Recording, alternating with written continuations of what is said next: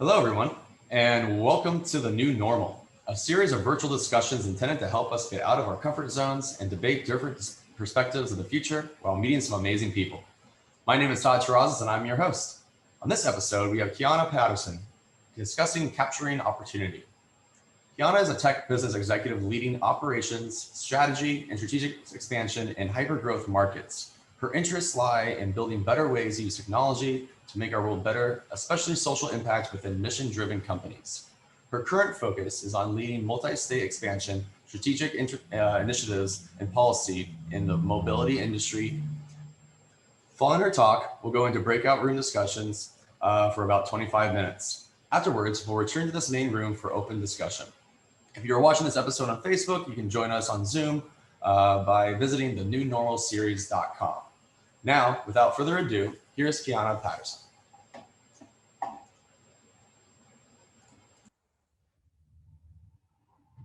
Hey everyone, I think you can hear me.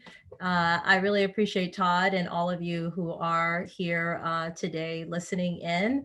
I find it extremely sort of comforting to know that there are people just like Todd and you all who are interested and engaged in having really cool conversations about what is the future we want and what is actually the present that we want today. As Todd said, my name is Qiana Patterson, and I've been in the technology space for a little over 15 years. When we think about what is normal, I like to sort of tell people in a past life, I was a teacher. And so my first career out of college was, in fact, as a middle school teacher here in Los Angeles. I love teaching, and I started teaching when I was super young. After 7 years, I knew that I loved teaching. I just didn't know if I was better at something else. After 7 years, I quit and I went in search of sort of my new normal or what that next thing was. And I figured if I failed, then I could certainly go back to teaching.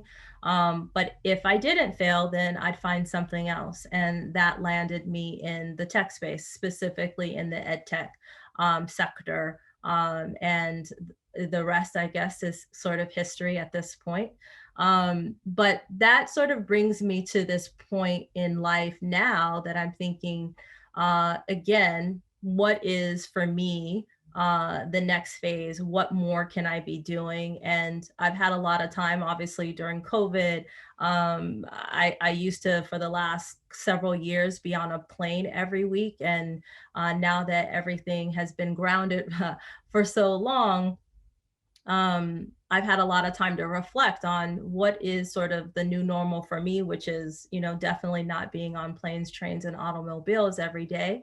But certainly what is the sort of future that I can capture now and in the future for myself and for others, and what will have the biggest impact on the most people that possible. And so that brings me to today, thinking about that, and hopefully with you all, we can have a discussion on how do people sort of capture and reimagine an opportunity, not only just for themselves, but for other people. I've spent a lot of the years in my professional life thinking about ways to help other people, whether it's my own students or whether it's the customers that we serve. How do I engage corporations to do good by doing well, or do well by doing good? And I think that, ultimately during this time period, I've been thinking a lot about, we have people who are walking down a street. It's sort of a story. And there is a crack in the cement. And occasionally lots of people fall down. And what we do is we will hand them a Band-Aid because they have scraped their knee. And that has worked for some time. And then people keep walking down that same sidewalk and they keep falling. And eventually we just continue to give them a Band-Aid. Now, over the last 7 months or so, we've seen so much social unrest that what it made people do is said, wait a second, we should give people Band-Aids that match the color of their skin. Again, that's a cool thing. People need a Band-Aid. So we give them the Band-Aid. Now we hand out Band-Aids that are different colors, which is good. And then what I've ultimately come to the realization is that it doesn't do much good if we just keep on handing people band-aids. What can we do about getting to the root cause of why people keep falling in that same place over and over and over again? And so for me, I've been thinking about like, what are those root causes that have caused people to fall down so much? And in fact, why are there people who don't ever have to walk down that street and don't ever fall down because either they're across the street on a better sidewalk, or they are driving down the street so they don't ever have to walk, and so on and so forth. So this picture that I painted is really about like, how do we get to those root causes of the challenges that we face? And in particular, how does technology sort of be the catalyst or be, a part of the solution that we find ourselves needing so desperately now?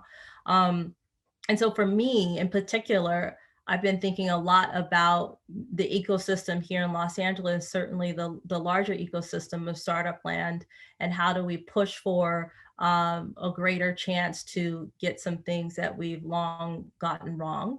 And so now I have thought a lot about, you know, what are the biggest challenges and how can we solve those in particular.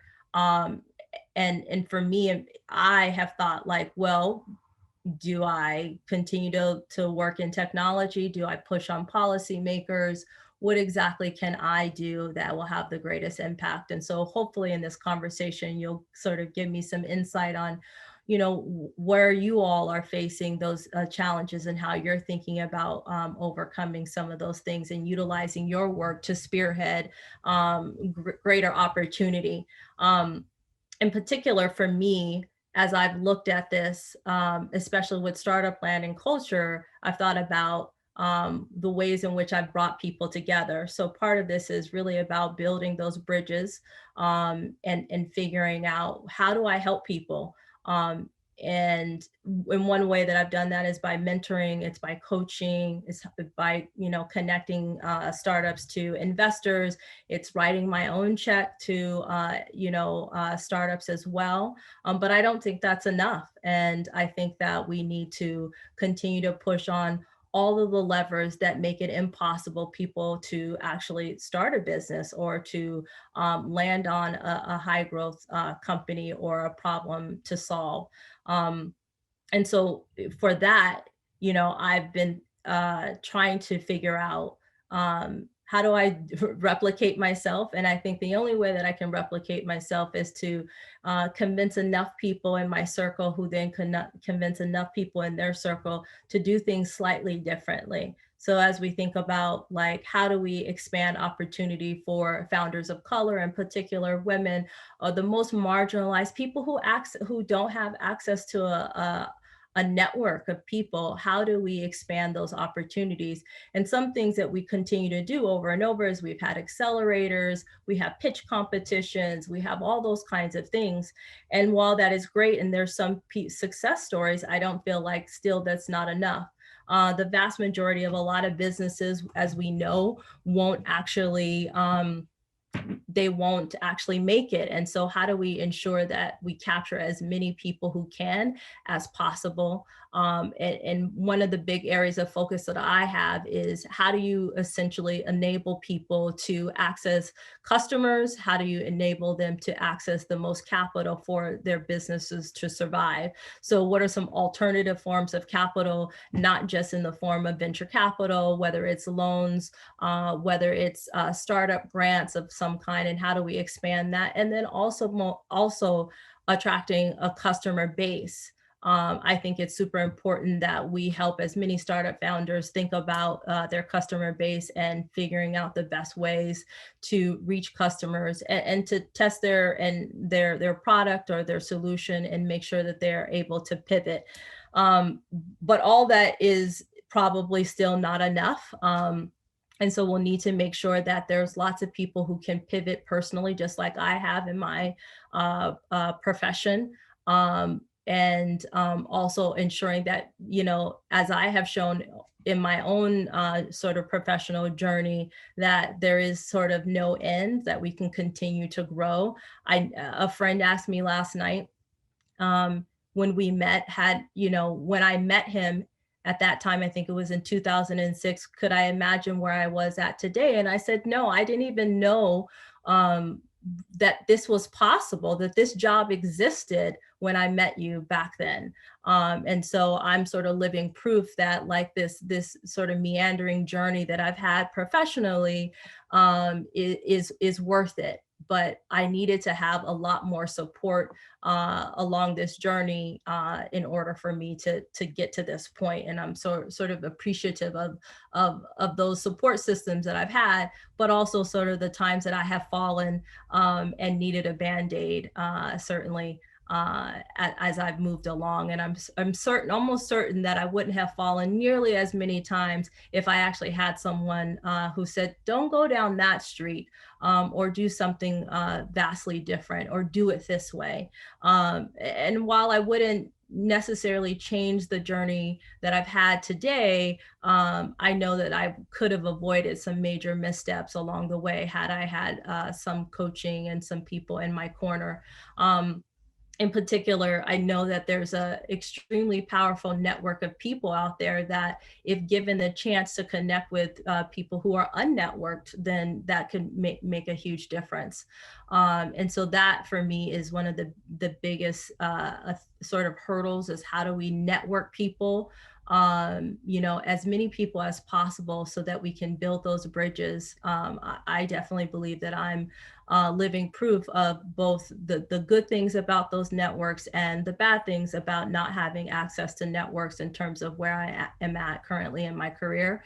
But I think for us, it is definitely time to boldly think about the present and the future and what that looks like for all of us, or as many as possible. And maybe together then we can see a better pathway forward for so many, and we don't have to actually have so many people falling down and scraping their knee, and sometimes falling down to the point where they can no longer get up. So that's my focus, and I'm looking forward to talking and learning more about what you guys are all doing and how we can together push this forward. I think it's not dependent on our particular industries. I think we have a vast amount of multidisciplinary and industries that can learn from one another. And so I'm really excited to talk to you all. I had the coolest conversation with Morvarid and Jeff. I just have to tell you, this is the highlight of my week. Amazing. Good Yeah. to hear. Stephen and Shirley and I had a good conversation as well. Did you solve my problems about what's next? We got everything taken care of. The world's going to be a better place in just a couple hours. Thank you, Shirley. Thank you, Stephen. So yeah, well, I guess, Marie, what were you all talking about? We talked about space and all the kind of fun unknowns out there, and whether there's aliens or we're going to be colonizers, and planets and what we can see in the night sky. So it was fun. I'm going to read about the Great Filter. Jeff has given me some homework to read about to learn more about the Great Filter. What would that be? The Great Filter? Yes. Yeah. I actually read about Fermi's paradox, and then you'll inevitably come across the Great Filter. But, okay, about regarding like extraterrestrial life. Yeah, it's where are all these civilizations? Why are we not in contact with them? Mm-hmm. Right. I don't know if our human egos can handle that. We're not the only thing here thinking and doing amazing things, perhaps. Maybe our ego is the reason why we think we might even be the only ones here. That's right. Right? It'd be nice to think all of this is just for us, but yeah, exactly. Illogical. Yeah. Do y'all a simulation, right? Oh God, don't tell me I'm in this simulation. I mean, this year kind of seems like it, right? 2020 is perfect, like simulation material. Groundhog Day every day this year, every day. It's definitely, it's easier to believe. It's definitely easier to believe that we're in the Matrix this year, right, than it was in previous years. Yeah. Mhm.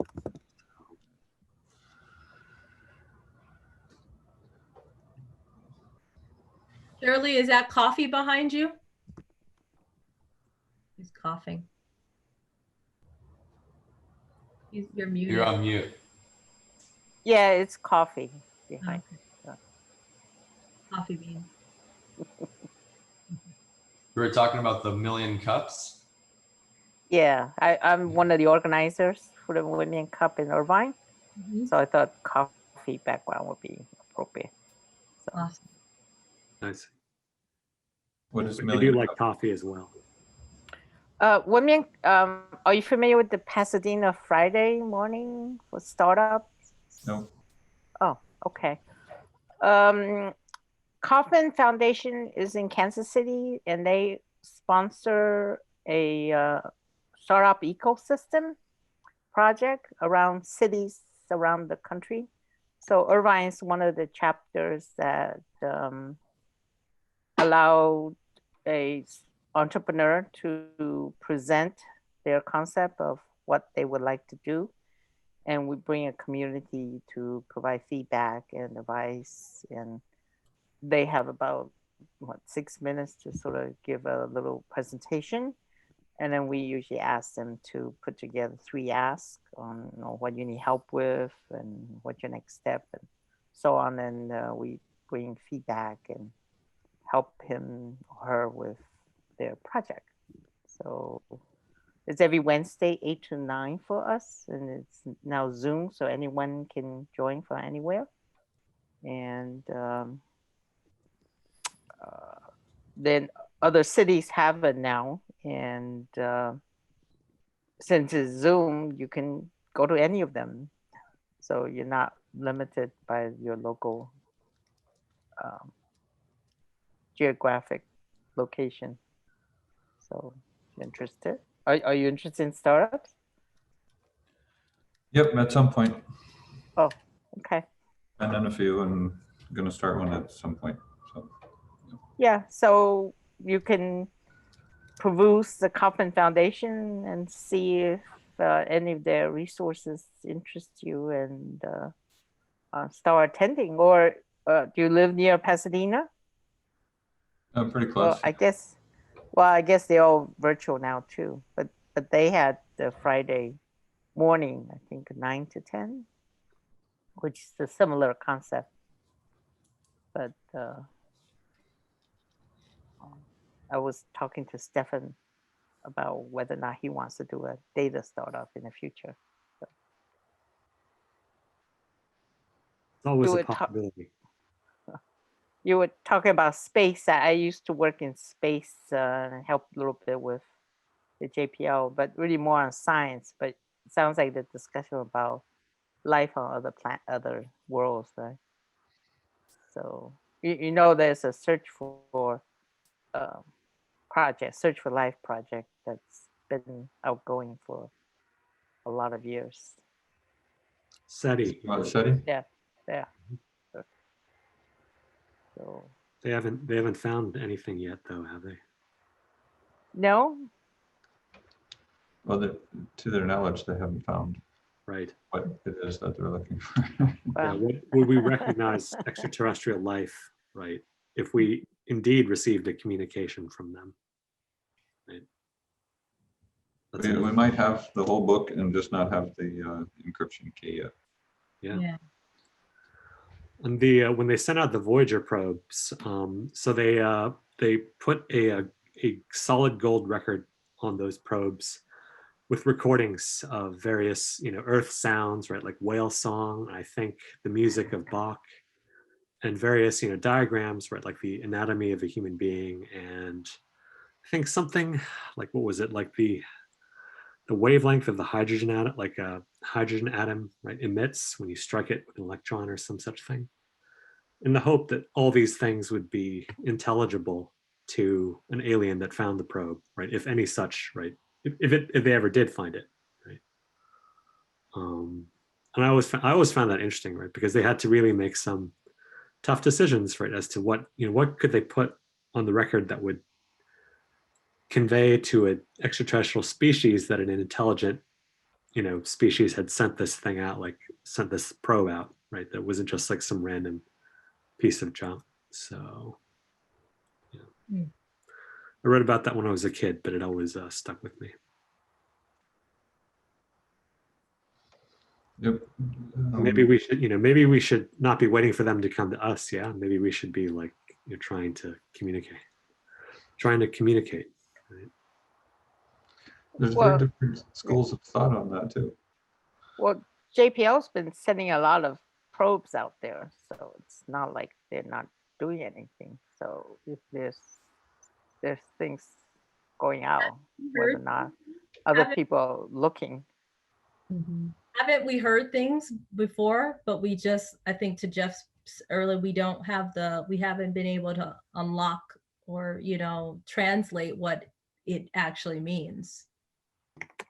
We've heard sounds or gotten something has been admitted to us before in the past, but we just don't know what that thing is. Well, I mean, if you want to make that suggestion, I think the recordings of all that through programs like SETIs are available. So we have decades of data. So, if Todd's data program gets going and all this AI algorithm, you can go back toward the data and look for patterns, right? So they were looking for what they were thinking needed to be looked at. So there are things or patterns that they miss. You can, assuming the data is still there, they can go back and sweep through the history archive. Right. I guess the assumption for me is that there may be a civilization or several that are so far advanced than us that we don't recognize the pattern because the pattern is so expansive and we literally cannot see it because Possible. it's advanced. Well, also if we even if we recognized it, I mean, how much do we trust the government to tell us, right? So maybe it isn't recognized. Maybe that whole Area 51 is true. Who knows, right? Well, there was that whole thing where they were planning to storm Area 51 last year, right? And they would all run like Naruto to dodge the bullets. But that people did show up, but not nearly as many as were planning on it. I feel like someone has the secret. Someone is holding on to the secrets. It's sort of like this mystery person, people, sort of like the person who created Bitcoin. Like it's all cloaked in mystery. So there's probably people who know things that they'll never tell us, right? Yeah. Well, even if that was true, I think that it's more likely that a really advanced civilization that is watching, and this is kind of what we were talking about in our breakout room, a really advanced civilization would probably, in my personal opinion, probably want to know that before we actually get out there and start doing whatever damage we potentially could, they want to know that we're going to be a peaceful, friendly neighbor or part of whatever it is that might be out there. So I think it's more likely that we haven't gotten there yet. Otherwise, they might even be trying to help us. That's what I mean by the whole, everything we need to know in order to get to those next steps might be here. And that's what the book Contact really goes into. Carl Sagan's only piece of fiction, but like they might be trying to help us and we're just not ready to listen yet. Yeah. And until they're convinced that we are, they're not actually going to help us. And then they're so probably what watching might our melting glaciers and our environment shifting, and they're probably like, yeah, maybe these aren't the smartest people in the universe that we want to connect with. I don't know. Could be. They might need to see evidence that we're gonna make it first. They've probably been watching us for some time then. Yeah. You could have started us. Oh, true. We could be, they could have created this simulation and they're just studying us. One possibility, right? I mean, this goes back to The Andromeda Strain, which was one of my favorite books when I was younger.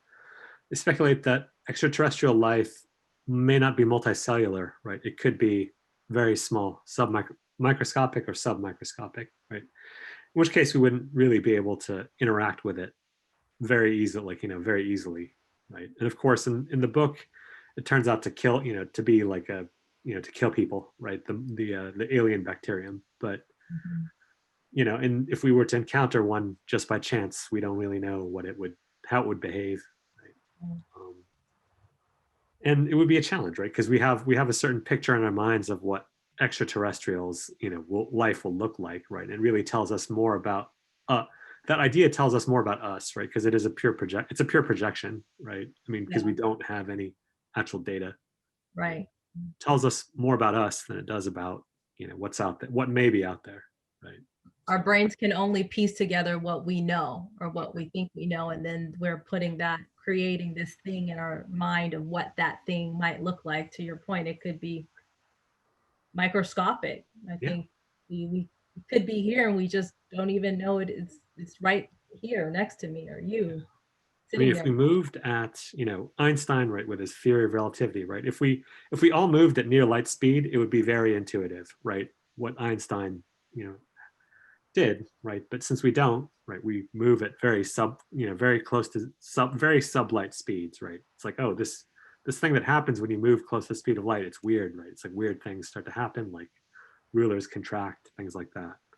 So it could be very different, right, from what we imagine. Alien life could be very different from what we imagine because it evolved under very different physical conditions than we imagine here on Earth. And then, I don't know if you watched Guardians of the Galaxy, right? But there was an intelligent planet, right? The whole planet was intelligent in the movie. Sounds like Avatar. I'm ready for it. Bring it on. Yeah. The Gaia hypothesis, right? That was one of those. I think it was one of these ideas that was floating around in the 80s and 90s. Like the planet is like some kind of Earth itself is some kind of can be regarded as some kind of super organism, right? All the living things, right, on Earth form part of one interlocking system, right? That can be regarded as alive. So it could be something to that. Todd, what are your thoughts? My thoughts are, that aliens are definitely out there, I feel. And so, I don't know. I feel we just, again, to what Jeff's been talking about is, are we really listening, right? Are we ready to listen? And they could be around us right now. Just never could, tell. But yeah, I like to nerd out on that. I never read the book Contact. I watched the movie though. And that's what I was just running through my head when we were having this conversation, when you guys were having this conversation, is that whole movie of listening. And also they're sending out sound frequencies also as well, right? See if anything comes back. Yeah. So maybe crazy. Maybe we are the aliens, right? I think we sort of see ourselves in this. That's what I think. I think we're going to be the colonizers. Aren't we aliens too? We will be aliens. Like once we leave and we invade another planet, we are the aliens. Wait, what's the definition of an alien then? Yeah, I was going to say, what is the definition of an alien? That's why they call people who are, foreigners to be legal aliens, things like that. It's someone who's not native. So once we leave the Earth and go somewhere else, we're not native. So we're aliens. Extraterrestrial, right? Yeah. It's just not of this planet. Yeah. So have we left the Earth, right? So we technically, people have become aliens at this point, right? Yeah, I guess the people living on this astronauts, People in the space stations are considered aliens then? not to us, but I guess if there was like some moon men or there was some Mars men. Space station is still basically part of the Earth. It's in low Earth orbit, real close. I mean, if you're thinking about a scale that is beyond Earth, the space station is still part of it, I would say. Mhm. Well, with that said, go on. I was just gonna wrap up. What, do you have final thoughts, Qiana? No, I think that like one of the ending things that I said to Jeff is that in LA we have kids who have never gone to the beach. And if anything, I hope that we can figure out a way to get not kids just not only to the beach here and other places, exploring their environment in all of its glory, but also in reimagining space and being, having a trajectory towards it. So, yeah. Well, I really loved your talk today and your analogy of the Band-Aid and falling down and scraping yourself, but also just having the will to get back up, right, and continue persevering. And so I hope that we all take that to heart as we live through this crazy world we are living in right now, and the election coming up next week, and we can only hope for the best. And so I just want to thank you all again for coming out today for the new normal. I think this will be maybe our last for this year. Maybe we'll do something in December, but yeah, we're just going to try to get geared up for next year's content. And so I'm really happy that Qiana, you were able to join us today and enlighten us. And again, thank you all. Have a great rest of your day and stay happy and healthy. Can I share one last link? Sure. Since we were talking about space and you were doing portal, there's a space data portal that's available that's organized by the Qianas, which is Global Earth Observation. So I'll put the link in the, take a look at that if you want. It's been around for 10 years or so, and there's lots of space data that different space agencies gather. I used to be in the space business, so Nice. there's a portal that since you're into data and conversation with space, here's the space portal. Well, I would love to get back together with many of you. I feel like I found a tribe of people that I can like learn from and talk about these things with. So hopefully we can reconnect sometime soon. Definitely. Okay. Thank you. Thank you all again. I'll All right. see you all later. Guys, Have a good thanks, day. Tom, Bye. Qiana. Bye. Bye. Bye.